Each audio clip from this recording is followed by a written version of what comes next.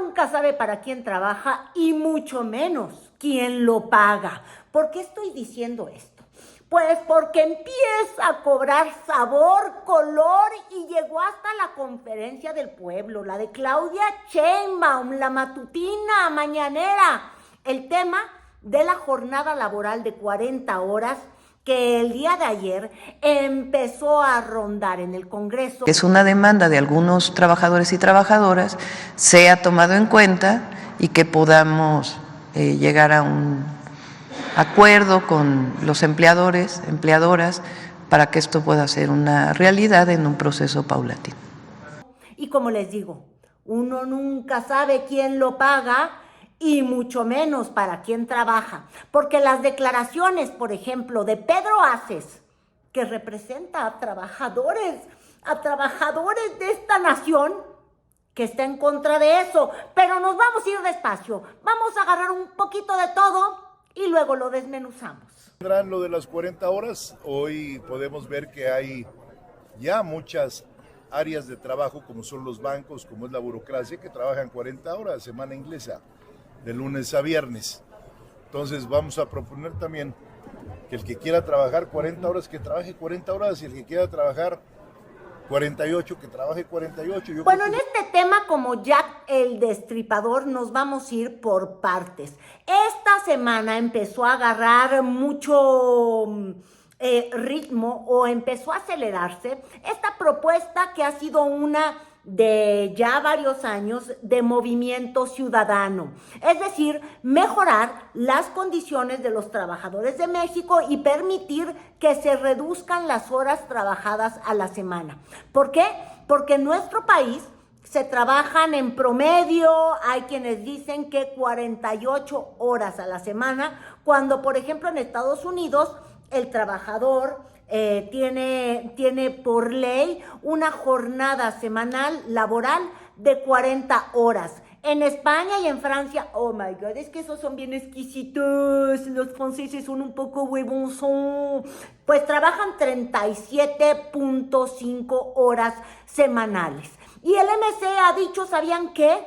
El trabajador de México lo merece y no hay nada más pegajoso de verdad, aparte de bajar impuestos, que bajar las horas trabajadas. Y entonces, pues ha sido una causa de MC que de hecho, el día de ayer, Patricia Mercado retomó.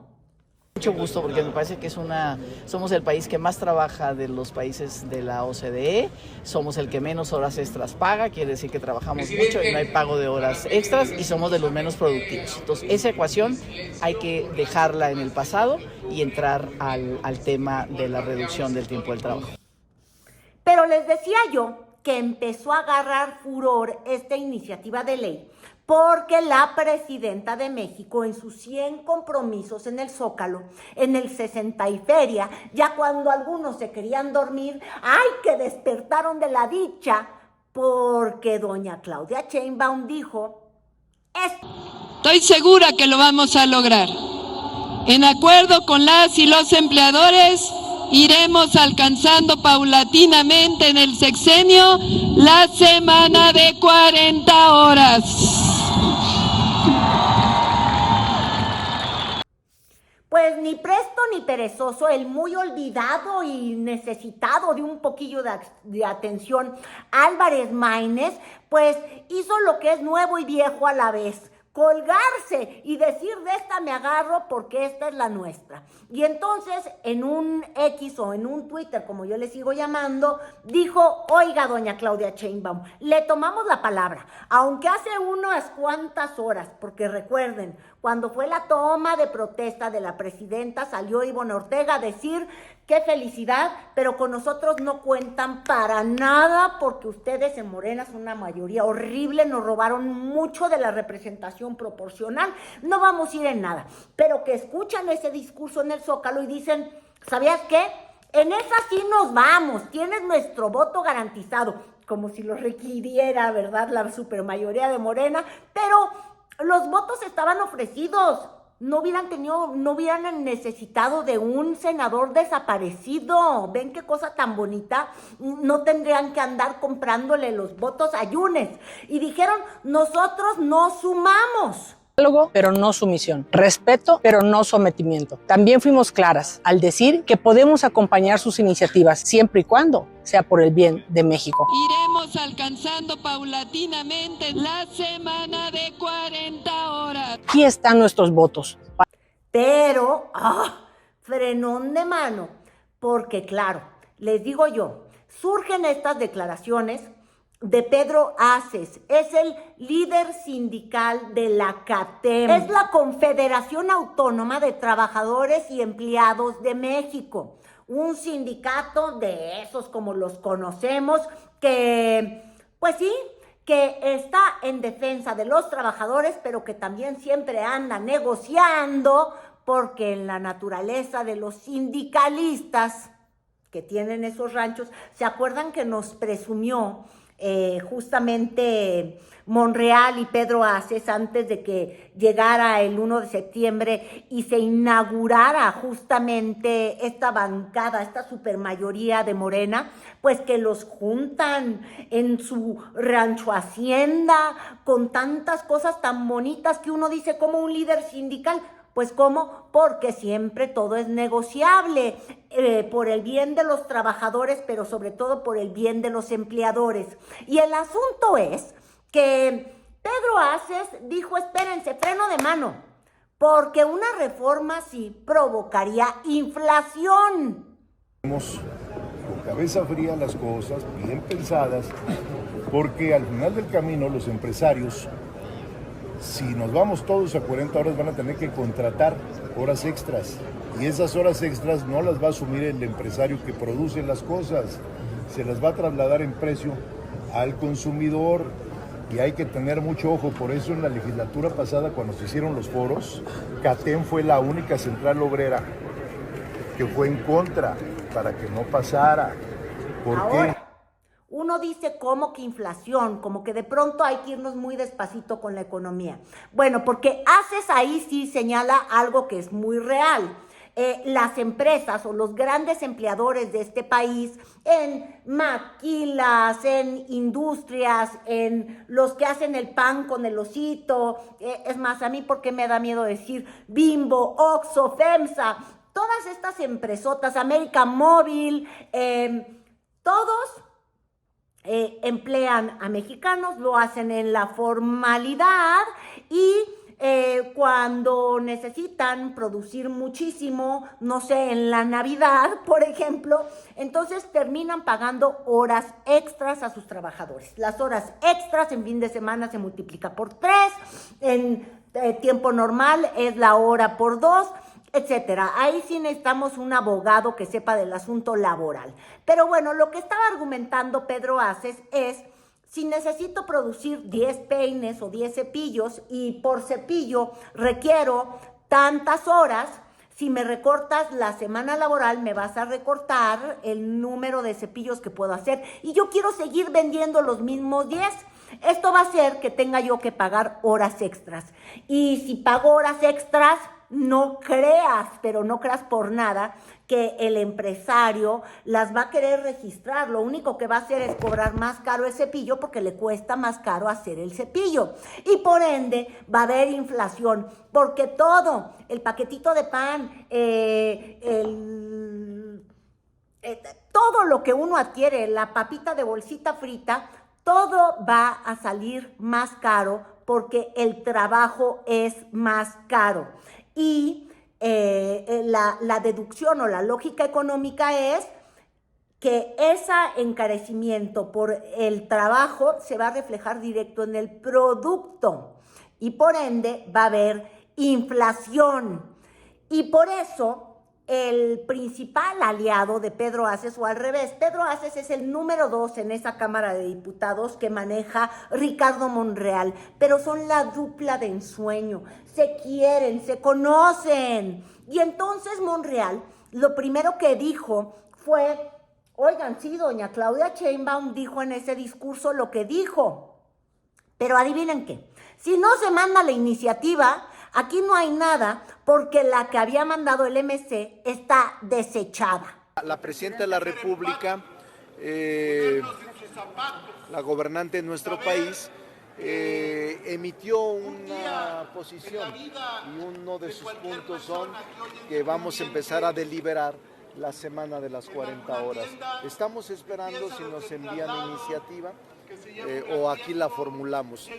Y hoy por ello llegó a la mañanera la pregunta, porque decían, ¿cómo es que Pedro Aces está diciendo que no hay que reducirle la jornada laboral a los trabajadores? Pareciera que él, uno nunca sabe para quién trabaja y él como que parece que trabaja para los grandes empresarios, que serían los que menos quieren ver encarecidos sus costos de producción. El aumento salarial del salario mínimo que se hizo en el sexenio del presidente López Obrador fue muy bueno para el país y para disminuir la pobreza. Y tuvo una característica adicional, que es que se trabajó en consenso con los empleadores, con los empresarios. Entonces, nuestro objetivo es que las reformas que vienen, porque hay un importante número de trabajadores que hay trabajadores que ya tienen las 40 horas, y hay otro número importante de trabajadores que las está pidiendo y no podemos pues decir no existe eso. Entonces, ¿qué es lo que proponemos? Pues que sea en consenso, por eso yo puse de manera gradual. Entonces, que nos sentemos con empresarios, empresarias, con la representación de los trabajadores, trabajadoras, y que siga aumentando el salario mínimo, que es muy importante. Nuestro objetivo es que llegue que cada salario mínimo llegue a 2.5 canastas básicas. En este momento está en 1.6 canastas básicas. Pues sí, ¿verdad? Todo esto de 40 horas luce súper bien, pero yo al menos las primeras cosas que veo son, oye, pero hay externalidades y no es tan directa la relación. ¿A qué me refiero? A que si tú haces que sea cada vez más caro el empleo formal, es una forma de incentivar la informalidad. Y la informalidad en México es el problema real para tantas personas que están en ese sector. Estamos hablando de más de 30 millones, según la última cifra que estaba yo viendo en la página del Gobierno de México, que no tienen justamente este tipo de prestaciones. Si tienes que trabajar el fin de semana, ¿sabías qué? Te ingas, no te doy. Si vas a salir a las 8 de la noche porque estás vendiendo en la informalidad los útiles escolares en pleno inicio de ciclo escolar, si te vas a las 12 de la noche, te ingas, nadie te lo va a pagar. Finalmente, el sector informal no da prestaciones laborales, no te da vacaciones, no te da nada que te esté ayudando a tener una vida digna. De hecho, el salario promedio en la informalidad es más bajo que el de la formalidad. Y si tú le sigues poniendo a la formalidad todos estos parámetros para mejorar las condiciones, creas incentivos perversos hacia ese lado. Ahorita lo discutimos, pero antes hay que ver qué es lo que dijo Claudia Sheinbaum cuando acusan a Pedro Aces. Con economistas, porque lo importante es que esto tampoco afecte la inflación, la idea es que sea gradual hasta llegar a 2.5 canastas básicas. ¿Cómo se haría? Pues también en un proceso de consenso. La mayoría de los empresarios y empresarias están de acuerdo. Eso significaría un aumento salarial alrededor del 12% para el próximo año. Y así cada año alrededor del 12%. Y eso pues lo estaríamos trabajando, consensando para que pueda ser una realidad. Alto, con esto no nos vamos porque lo tenemos que hablar con los empresarios, porque ella se había reunido hace poquillo, hay hasta fotos que empezaron a circular en el X con don Carlos Slim, que es pues vía América Móvil y varias de sus empresas, uno de los principales empleadores de nuestro país, junto con FEMSA y también, ¿qué otras empresas emplean a muchísimos mexicanos? Walmart. Es decir, se tiene que tomar la voz de estos grandototes, pero seamos honestos, se tiene que tomar en cuenta también la voz de las pymes. Ellas generan el 70% del empleo, las pequeñas y medianas empresas. Y adivinen qué, tienen poquitos empleados y las pymes no generan estas ganancias que uno siempre piensa en el archimillonario, que no quiere, que es un tacaño, que no le quiere dar condiciones a sus trabajadores y que son unos hijos de su... Bueno, uno piensa en ellos, el gordote, el que caricaturizaba muy bien Naranjo, ¿se acuerdan? Sigo con este freno, no crean que estoy borracha. Bueno, cuando uno piensa así en el desgraciado que es todo ambicioso y avaricioso y se llena de dinero, dices, no, sí, que paguen 20,000 horas extras. Pero cuando uno voltea a ver la realidad mexicana y ves que son estas pequeñas empresas que tienen pues 10 obreros, estos talleres de carpintería, todas estas empresas, hasta papelerías, que ahí van librándola y tú les vas metiendo más y más requisitos, que paga la cuota del IMSS, que paga todo esto, que mete estas horas extras, las empiezas a ahogar y a sofocar. Y tiene que haber, en ese sentido tiene razón Claudia Sheinbaum, tiene que haber una discusión con el sector, pero el sector se llama, pues, todos los sectores productivos, las empresototas, pero también el corazón que crea el empleo, que son estas pequeñas, que son mucho más vulnerables, que no tienen estos márgenes gigantes de ganancias y a las que les metes más condiciones y las estás arrojando, pues, directo a emplear por fuera, a encontrar estrategias que son evasivas. Y entonces yo lo que creo, y eso es lo que les decía que había que discutir justo después, es que por ver lo que suena fácil y bonito, o sea, suena increíble si mañana me dicen, vamos a bajar del 16 al 12% el IVA, pues sí, ¿cómo alguien va a decir que no? Pero luego empiezan a surgir detalles donde lo que parece bueno, luego puede no ser tan bueno. Yo no estoy en contra de más derechos laborales, ojo, nada más estoy diciendo que sí requiere la discusión, nada más para ver que no crees incentivos negativos, que no tengas externalidades como las que les digo. Lo que sí está de morirse de la risa, y que creo que ahí sí hay que escuchar a Laura Ballesteros, es que empezamos a ver estas posturas divididas en el sector legislativo de parte de los diputados que tienen unos sueldos, bueno, aunque ya no ganen más que el presidente, que sigue siendo multiplicado por 10 el salario promedio de un mexicano. Y luego agarran y dicen, no, con cuidado, no vayamos a crear inflación, no, con cuidado tal y tal cosa. Cuando ellos tienen la jornada laboral más baquetona, más huevonzona que existe en la faz de la tierra. Se presentan en el pleno 2 veces por semana, 2. Cuando se pueden hacer güeyes e inventarse puentes, ¡pum!, se los lanzan. Se dan vacaciones pagadas, porque además el periodo ordinario es bastante limitado y no todos los legisladores trabajan en periodo extraordinario. Es inaceptable que sean solo 2 días a la semana que tengamos que venir a trabajar de tiempo completo y que los legisladores no lo puedan atender. Es una falta de respeto a la investidura, es una falta de respeto a la ciudadanía que hoy trabaja más de 50 horas al día. Porque además aquí de no querer venir a trabajar,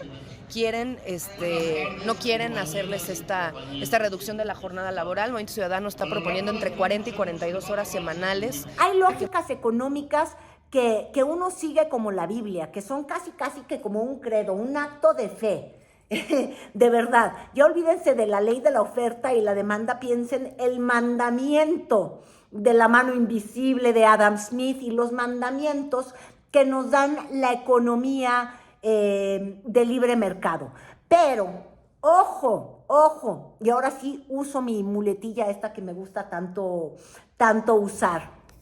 En esa Biblia de preceptos económicos siempre se había dicho, a mayor salarios se incentiva la inflación. ¿Y por qué se decía eso? Bueno, porque hay más economía, o sea, hay más dinero en la economía, perdón, hay más salarios, entonces en vez de que hubieran 100 pesos en la economía, dado que aumentaste el salario, pues van a haber 120 pesos en la economía, pero se sigue produciendo exactamente las mismas 10 naranjas, entonces pues son 10 naranjas divididas por 120 y ahí ya tienes justamente el fenómeno de la inflación.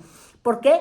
Porque se sigue produciendo igual. Y entonces, con este concepto, también se advierte que si reduces la jornada laboral y como para producir lo mismo vas a tener que trabajar más, es decir, cuesta más, pues evidentemente provocas inflación porque ese costo se va a ver reflejado en los precios. Pero ese es el credo de la economía. Pero como bien señala Claudia Sheinbaum, y luego también colgado de esa naranja y de ese árbol, otro naranja, Salomón Chertorivsky, se los voy a dejar. Bueno, pues si algo se probó en la administración pasada, es que esto que siempre parecen creencias dogmáticas y actos de fe y axiomas que no tienen una opción distinta, si algo probó López Obrador es que había que cambiar el paradigma. Lo dije en otra plática hace unos días. Y el cambio de paradigma fue, no, mayor salario mínimo no significa inflación. Jornada laboral de 40 horas. No es posible. Por supuesto que es posible y es deseable. En 2014, cuando iniciamos la batalla por el incremento al salario mínimo, me dijeron lo mismo. Esto es imposible. Hoy es una realidad y no generó ni inflación y tampoco generó desempleo. La reducción de la jornada es una necesidad. Vamos a llegar a ello. ¿Y por qué habrá pasado eso? Bueno, porque yo creo, esa ya es mi razonar, que el salario mínimo en el fondo no era un reflejo de los salarios medios en la economía de nuestro país. Es decir, no existía casi nadie que gane el salario mínimo, ganaban mucho más.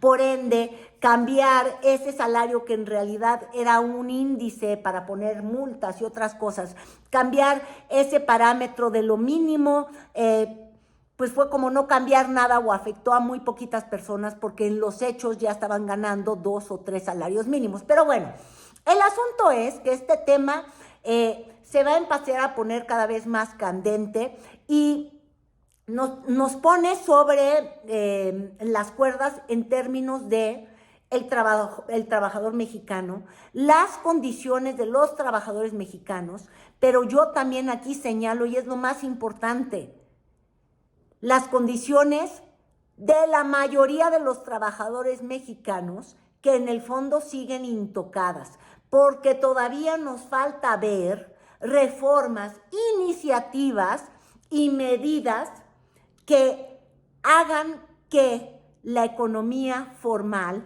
se ensanche y la informalidad, que es la que termina traduciéndose en condiciones subóptimas de empleo, condiciones desfavorables de trabajo para los mexicanos, que eso en realidad sea lo que más atacamos. El presidente en su último informe dijo que había logrado que las condiciones de los trabajadores mexicanos, incluso los que están fuera de la economía formal, disminuyeran las negativas, pues las condiciones críticas del trabajo disminuyeran severamente. Ese debe de ser el principio.